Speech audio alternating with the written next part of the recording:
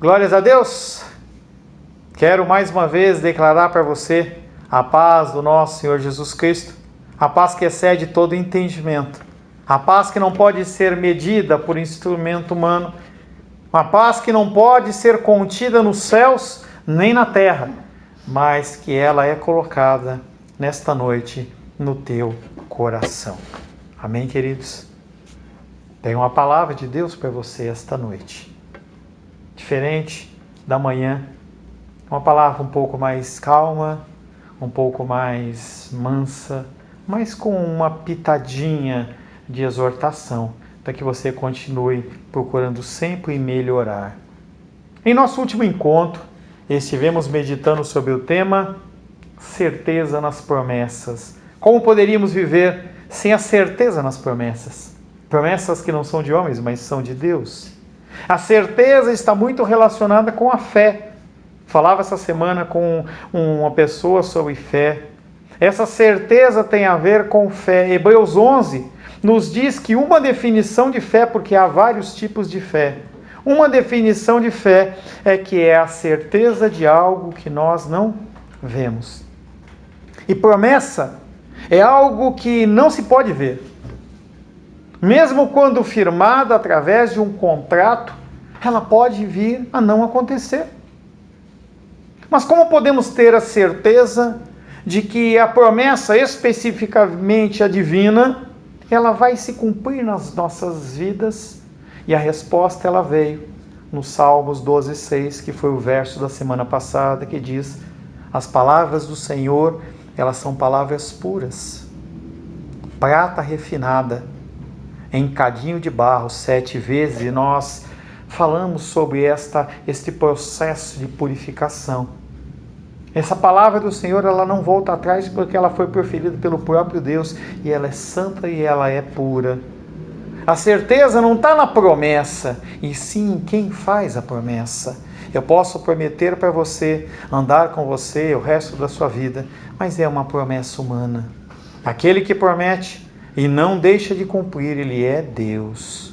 O autor da vida diz: e como o dia e a noite não faltam, como nós temos todos os dias um ar para respirar, como as misericórdias do Senhor se renovam a cada manhã, como Ele prometeu, nem um tio, nem uma vírgula vai deixar de se cumprir da palavra de Deus na minha vida e na sua vida.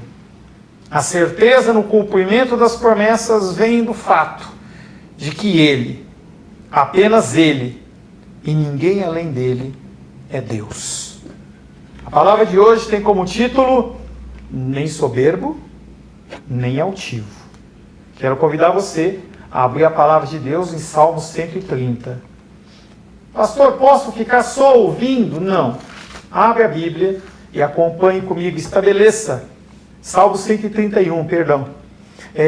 Estabeleça esta prática na sua vida. Ouvir, não apenas ouvir, mas acompanhar lendo. Isso é um princípio didático. Quando você lê, você aprende. Quando você lê e escuta, você aprende mais. Por isso que o ideal seria você ler em voz alta, porque você usa os olhos para ler e com os ouvidos você escuta a sua própria voz. Salmo 131, assim diz a palavra de Deus. Cântico de romagem de Davi. Senhor, não é soberbo o meu coração, nem altivo o meu olhar. Não ando à procura de grandes coisas, nem de coisas maravilhosas demais para mim. Pelo contrário, fiz calar e sossegar a minha alma. Como a criança desmamada se aquieta nos braços da sua mãe, como essa criança é a minha alma para comigo. Espera, ó Israel, no Senhor, desde agora e para sempre. Palavra do Senhor. Amém? Senhor, em nome de Jesus, mais uma vez, lemos a tua santa e bendita palavra. Palavra que transcende eras e épocas e que nos é mais uma vez apresentada a nós nesta noite. Queremos ouvir o recado santo do Senhor para nós. e pedimos que o Senhor fale conosco. Aquele que vos fala, eu sou falho, tenho deficiências, não sou o melhor canal, mas eu peço que o Espírito Santo ele possa filtrar tudo que for falado e entre nos seus ouvidos e entre no seu coração apenas aquilo que procede do Senhor. Que nós possamos receber um recado santo do altar de Deus para guiar a tua vida, a minha vida. Oro em nome de Jesus. Amém. Seguindo o Salmo 130, que eu não vou ler, esse breve cântico continua com a ideia de confiança no Senhor, com o qual mesmo o Salmo 130 terminou. Salmos fala muito sobre lutas, dificuldades e confiança. Em você apresentar o seu pleito, apresentar a sua dificuldade e confiar que aquele que recebeu, ele é fiel e justo para fazer algo.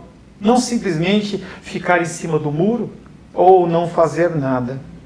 Nesse Salmo 131, Davi, visando encorajar o povo, continua a encorajar o povo a lutar exaustivamente sob o seu comando, bem como exortar e estimular os piedosos a reconhecerem-no como quem tinha direito de obediência a eles. Declara que ele sempre se submetia às orientações de Deus e nada fazia segundo o seu coração. Davi havia sido levantado como rei e estava pleiteando perante as pessoas a sua autoridade. E ele está tentando de alguma maneira falar, olha, vocês devem me seguir, porque eu não sou chamado segundo a minha vontade. Eu não faço segundo o que eu quero. Davi descreve o caráter do adorador humilde. A humildade é algo que tem que ser patente na sua vida. Ele busca iluminação em todas as questões que pertencem unicamente a Deus. Ele não tenta se exaltar a uma posição que pertença somente a Ele. Ele entende que ele está onde está devido a Deus. Você é o que você é devido a Deus. Davi pensava assim, expressou-se desta maneira no Salmo e convida você também a tirar um pouco o foco da sua autossuficiência, da tua justiça própria, da força do seu braço, e você começar a entregar o fardo nas mãos do Senhor. O primeiro versículo é Salmo 131, que começa falando o cântico dos degraus. Era uma música, era um louvor. Senhor, não é soberbo o meu coração, nem altivo o meu olhar. Não ando à procura de grandes coisas, nem de coisas maravilhosas demais para mim. Ah, Senhor, não é soberbo o meu coração. Davi se tornou cabeça do povo de Deus. E aí você tem que lembrar da história. Davi, ele fazia parte da tribo de Benjamim.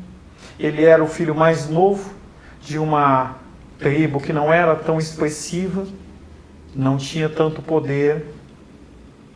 Saul havia sido levantado rei, mas Saul fez coisas erradas que não agradavam ao Senhor. E o Senhor manda Samuel ungir um filho de Jessé, pai de Davi. Chama o maior, vai chamando os maiores, até que fala, não há mais nenhum filho. Há um, pequenininho, novinho, ruivo, cheio de sardas. Espera, chama ele. Nós não vamos comer antes. Ele chega e ele é ungido rei de Israel. E depois de muitos anos, ele assume o trono. Davi se tornou cabeça do povo de Deus. E para provar que era o legítimo príncipe dele, que deveria ter a lealdade dos seus fiéis, ele mostra que tudo que ele fazia não era influenciado pela sua vontade. Era como se ele falasse assim, eu nunca quis ser rei. Eu estou aqui porque Deus, ele me chamou. Não havia ambição, não havia orgulho, e sim um espírito sereno e humilde que se submetia à vontade soberana de Deus. É interessante você ler o tempo do reinado de Davi. Você vai ver que ele sempre agia perguntando para Deus, o que eu faço? Eu vou aqui? Eu vou guerrear? Que forma eu faço? Davi nos ensina algumas lições proveitosas Apenas nesse comecinho, e eu separei algumas para você. A primeira é que nós temos que aprender a ser contentes com a porção que Deus nos deu, em vez de tentar grandes coisas. Pastor, o senhor está falando para mim que eu não posso prosperar? Não. Eu estou dizendo para você que você tem que estar contente com o que Deus te deu. E se Deus te deu prosperidade, crescimento, use isso. O que você não pode fazer é ser direcionado e guiado pelo seu coração. Tratava essa semana com a irmã sobre impulsividade. Você não pode ser impulsivo, fazer as coisas no repente, no rompante, sem parar e pensar. Muitas pessoas fazem isso e se magoam e se machucam, porque acham que têm direito a coisas maiores. Quando nós olhamos a mesma tribo de Levi, nós vemos no Antigo Testamento que foi um povo separado para adorar a Deus. Tomaram a terra prometida, a famigerada terra prometida, e não havia uma porção para eles, porque eles tinham algo melhor. Eles tinham o Senhor. Salmos 16:5 diz: o Senhor é a minha porção e a minha herança e o meu cálice. Tu és o arrimo da minha sorte. O salmista, ele orava e falava assim: tudo o que eu tenho é nada. O que eu dependo é do Senhor. Segundo, temos que considerar aquilo que Deus, para o que Deus nos chama. Qual é o curso do seu barco? O que Deus tem separado para você? Pastor, eu não sei. Antes de você continuar caminhando, você tem que parar. Você tem que entrar na presença do Senhor e começar a perguntar para Ele: Deus, o que o Senhor espera de mim? O que o Senhor quer de mim? Para onde eu vou com o meu barco? Se você chegar numa estação rodoviária, ou você chegar num aeroporto e falar: eu quero viajar, o que as pessoas vão perguntar para você é: para onde você vai? Não sei. Você tem que saber.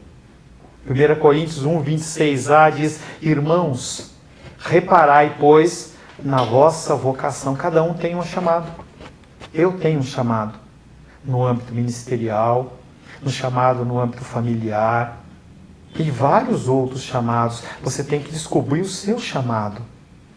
Terceiro, não devemos moldar a nossa vida à nossa própria vontade. E em tempos como esse de pandemia, em que as pessoas trocam o dia pela noite, as pessoas elas moldam os seus dias segundo a sua vontade. Cada vez mais a sua carne ela toma a forma do mundo, e cada vez fica mais difícil você voltar o teu barco ao curso que o próprio Deus colocou. Mateus capítulo 6, verso 9 e 10 diz: portanto vós orareis assim: Pai nosso que estais no céu, santificado seja o teu nome, venha o teu reino, seja feita a tua vontade, seja na terra, seja no céu. Quarto, temos de ser moderados em nossos desejos. Eu não estou dizendo que você não pode sonhar. Eu não estou dizendo para você que você não pode desejar coisas. Eu diria até que se você não deseja algo, se você não sonha por algo, é como se você estivesse morto.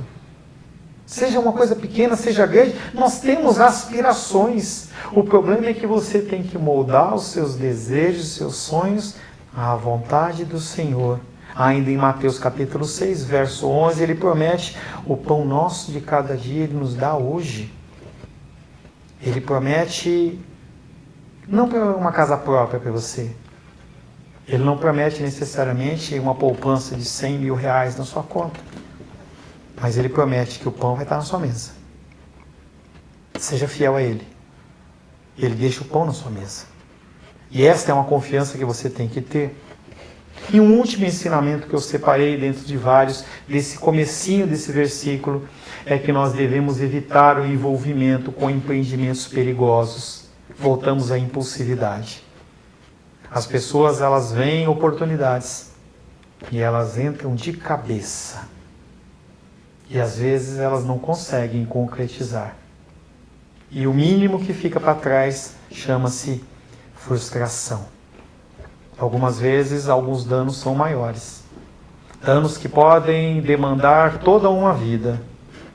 E se você não consegue concretizar o que é o mais comum, a frustração, ela reina. Lucas 14, 28 diz: pois qual de vós, pretendendo construir uma torre, não se assenta primeiro para calcular a despesa e verificar se tem os meios para concluir, transcendendo isso aí no âmbito do profissional, para o financeiro, para o espiritual? Aonde você vai estar daqui a 10 anos? Aonde você vai estar no conhecimento do Senhor? Será que você vai estar na mesma condição? Será que você vai estar afastado do Senhor? E desculpa, mas não adianta você falar, está amarrado. Esse negócio de estar amarrado é uma frase que o cristão usa sem nem saber o que é e nem de onde vem. Dedique-se ao ensinamento do Senhor. Davi nega que seu coração era soberbo, pois esta é a verdadeira causa de toda a pressa, de toda a presunção irrefletida no agir e no pensar. A soberba, você achar que você domina, que você controla. Não é o orgulho que conduz os homens a realizar com ousadia lutas presunçosas, a prosseguirem precipitadamente em seu curso e lançar a sua vida, aquela vida dos que estão à sua volta, e dependendo da sua posição de poder, seja um ministro, um presidente, talvez levar a confusão ao mundo inteiro. Apenas a soberba, apenas o orgulho faz isso.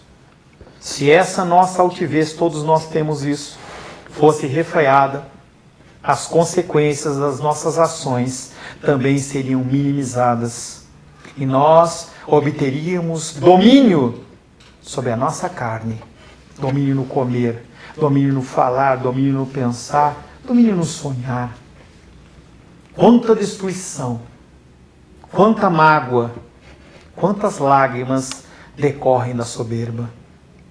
Se você olhar para a sua vida, você vai conseguir ver muita tristeza devido a decisões impensadas. Os olhos de Davi não eram altivos e nem soberbos. Não havia sintomas de orgulho em seu semblante ou gestos.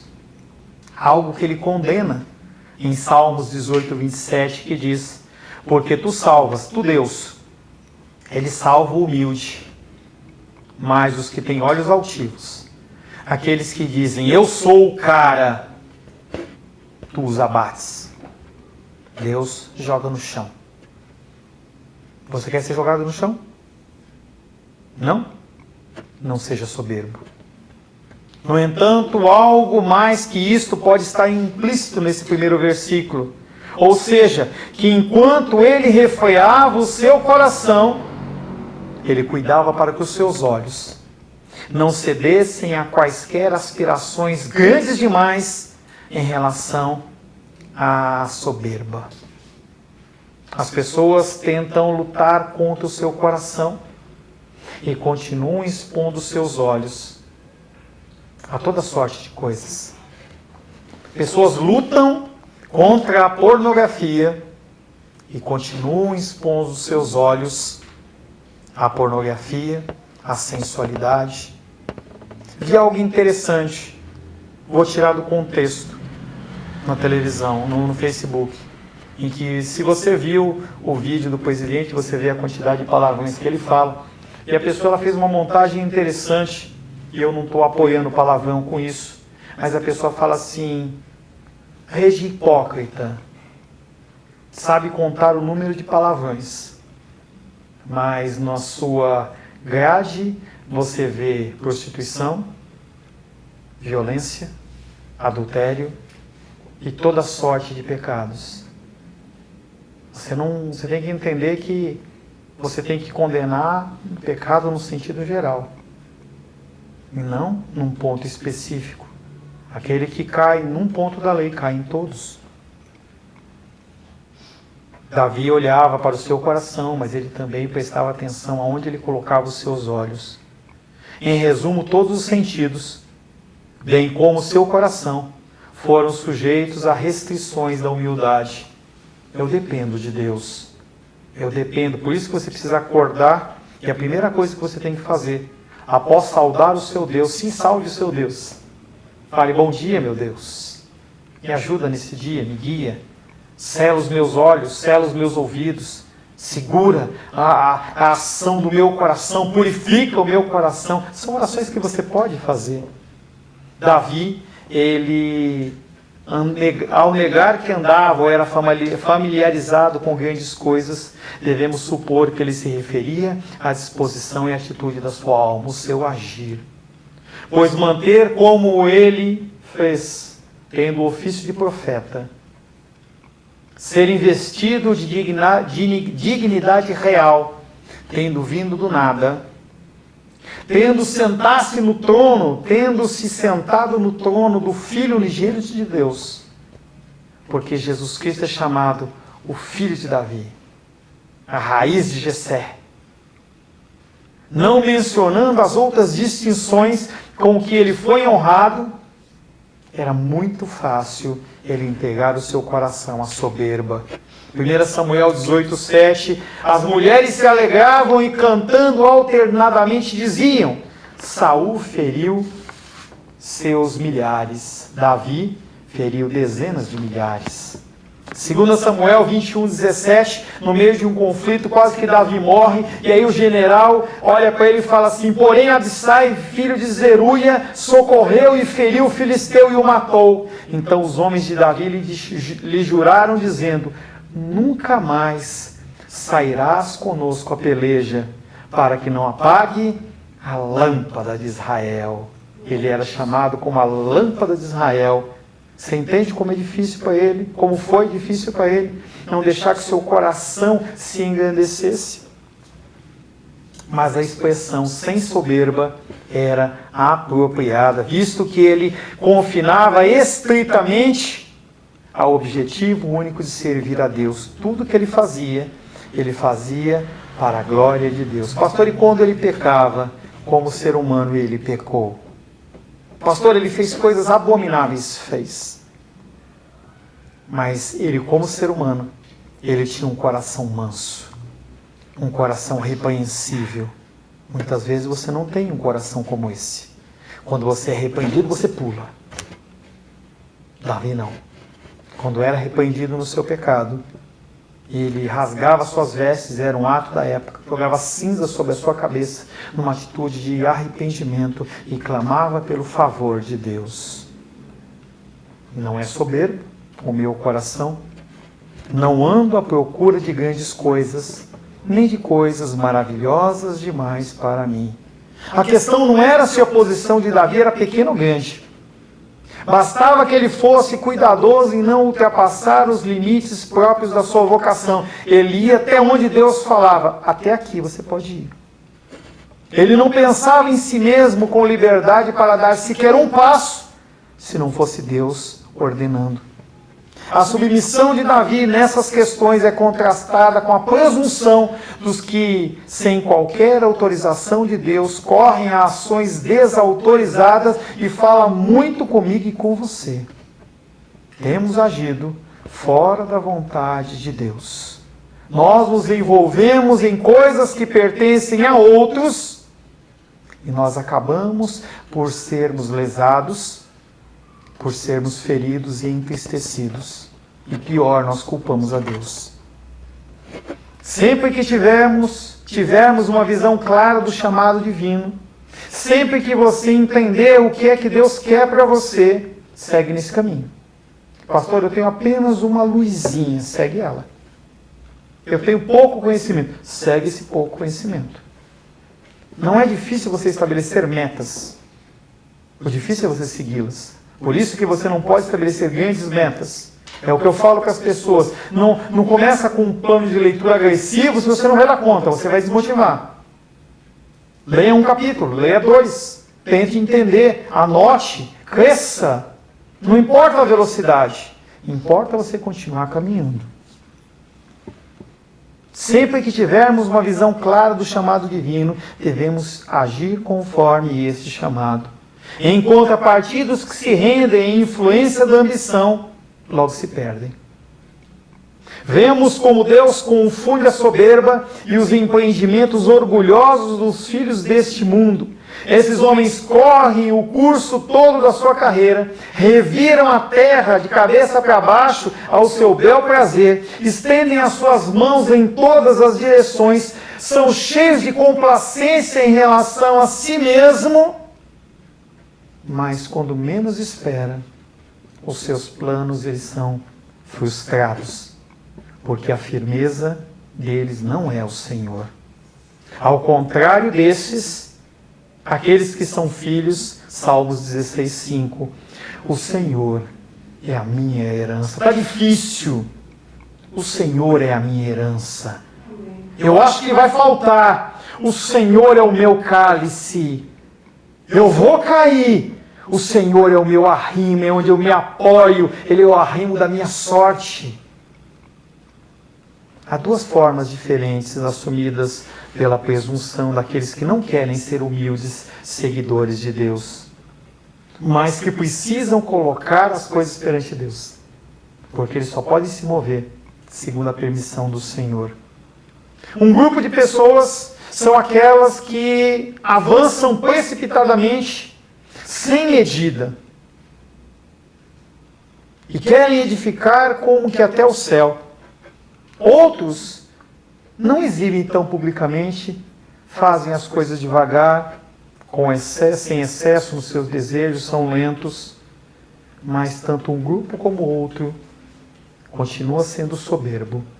Um é afoito, o outro é cauteloso, mas tanto um como o outro não é apoiado na rocha.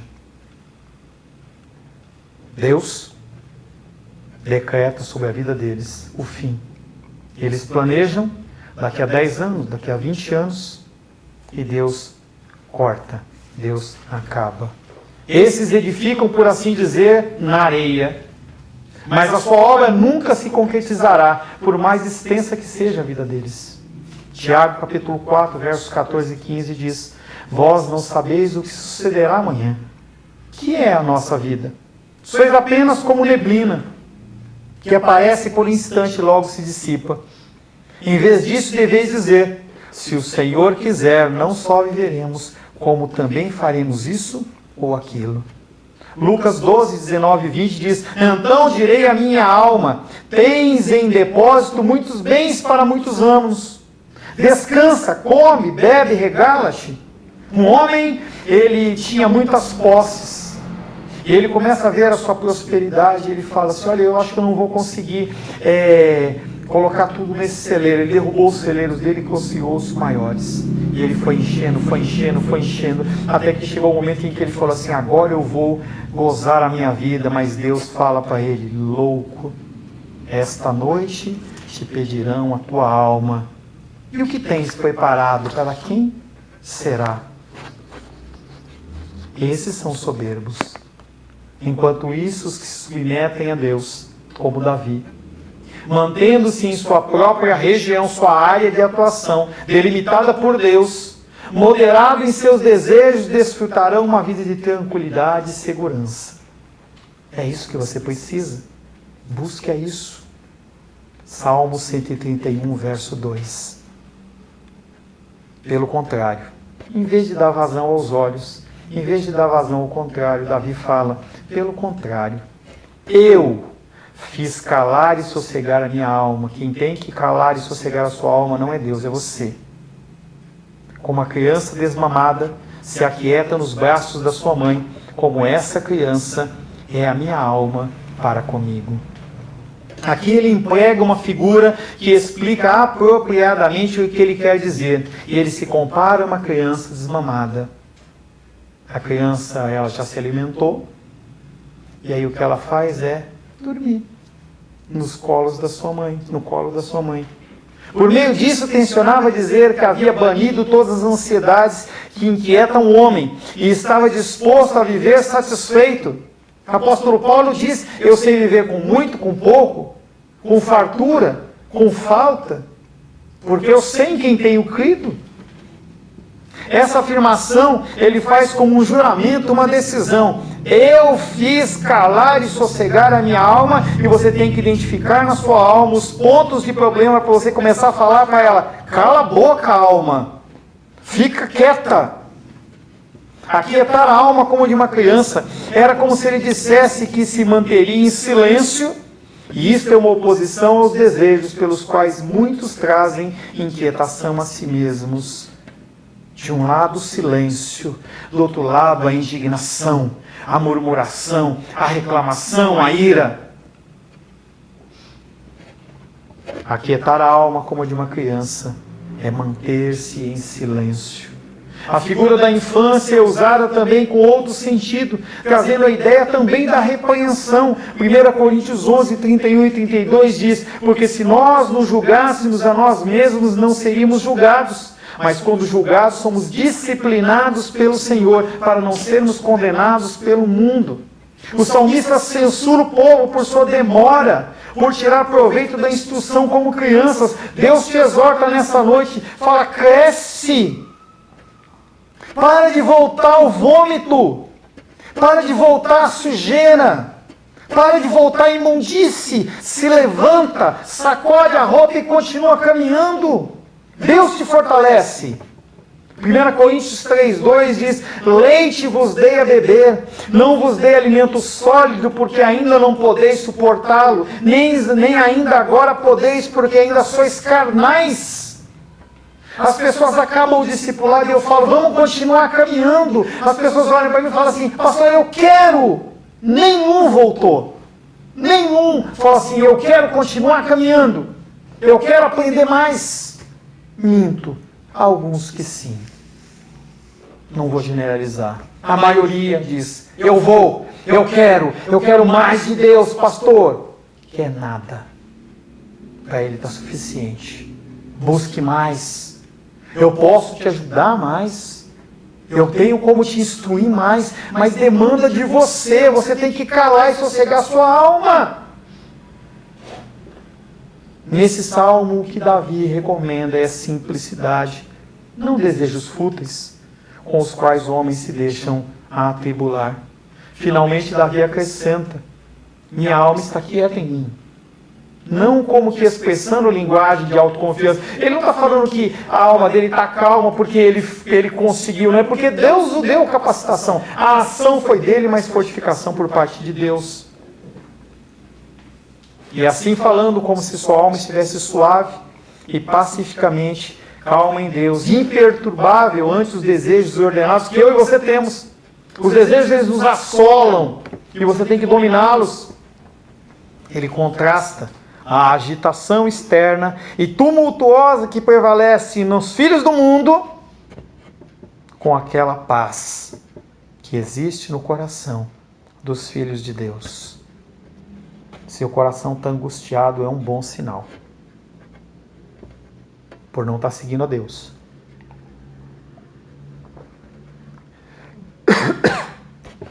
Quer dizer que ainda há salvação para você. Ainda há esperança. Porque tem algo dentro do seu coração que ainda incomoda.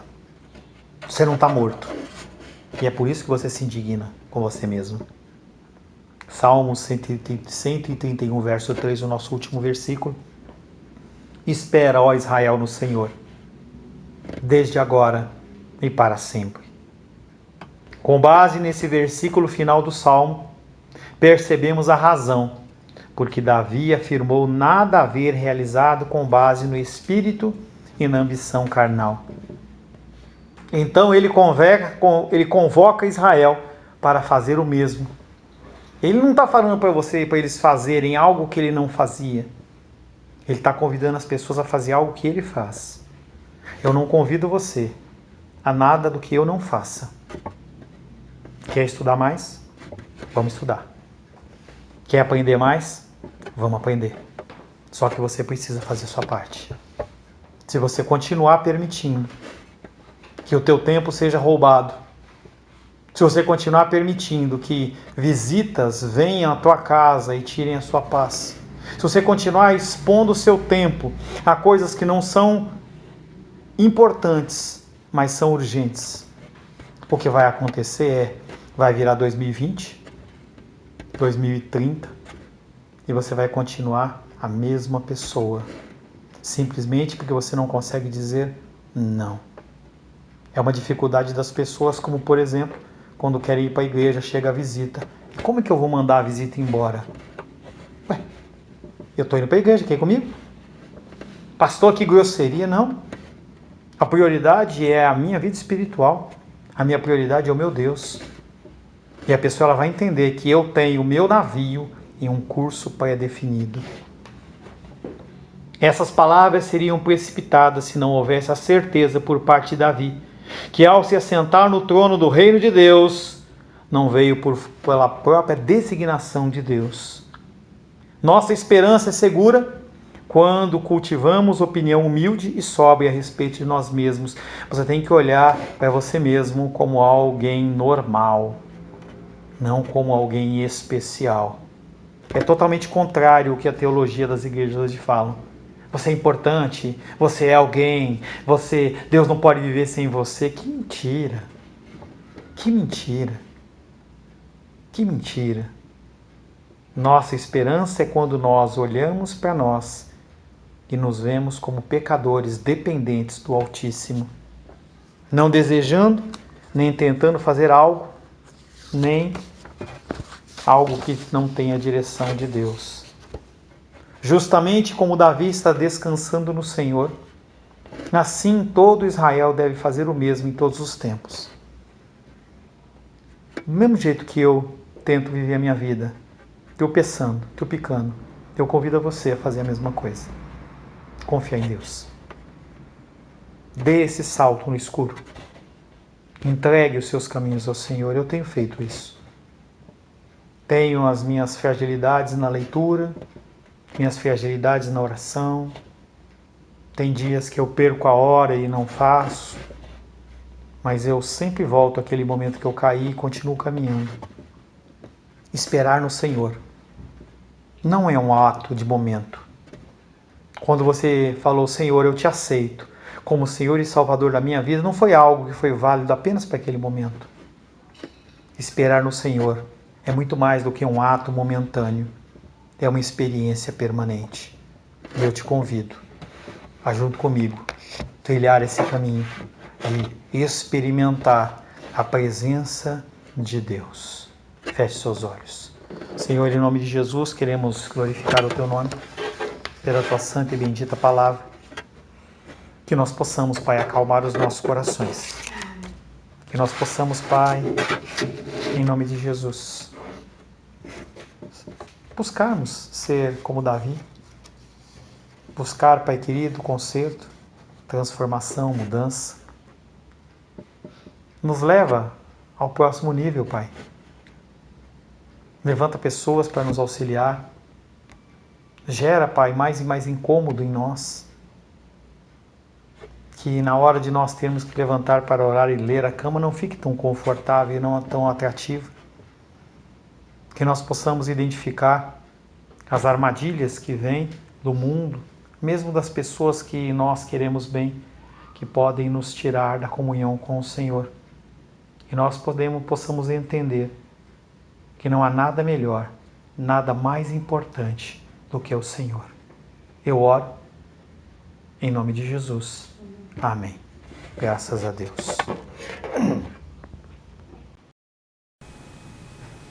Nós temos sido, pode ligar a caixinha, por favor. Nós temos sido abençoados.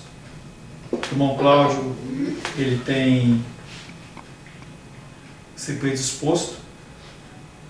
Certo tempo é a Glenda, certo tempo é o Sebastião que grava. Às vezes o Gabriel também auxilia. E ele tem cantado esses louvores. E eu falei com ele essa semana através de uma videochamada.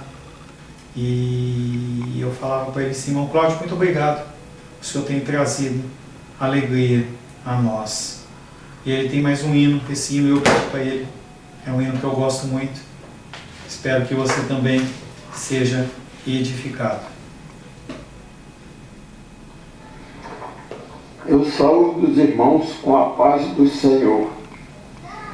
É com muito prazer e alegria no meu coração que vou cantar este hino para a honra e glória de Jesus Cristo. E para que os irmãos tenham cada vez mais esperança em Cristo, nós aqui estamos. Eu, para gratificar ao Espírito Santo de Deus pela sua força que tens me dado para ainda louvar o seu santo nome. Amém. Vou cantar o hino Eterno Fanal de Feliciano Amaral.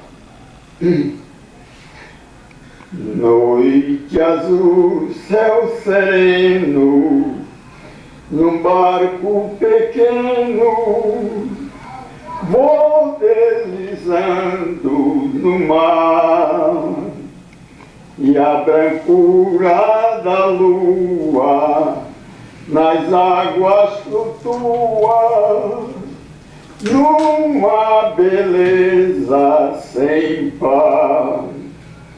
De longe parece ouvir-se uma prece, no vento, nas ondas, na espuma que véu emoldura o caminho que passa o barquinho, seguindo as estrelas que viam no céu. Mas em dado momento transforma-se o vento, cessa da lua o clarão, e o mar tão bravio é um desafio ao barco sem direção.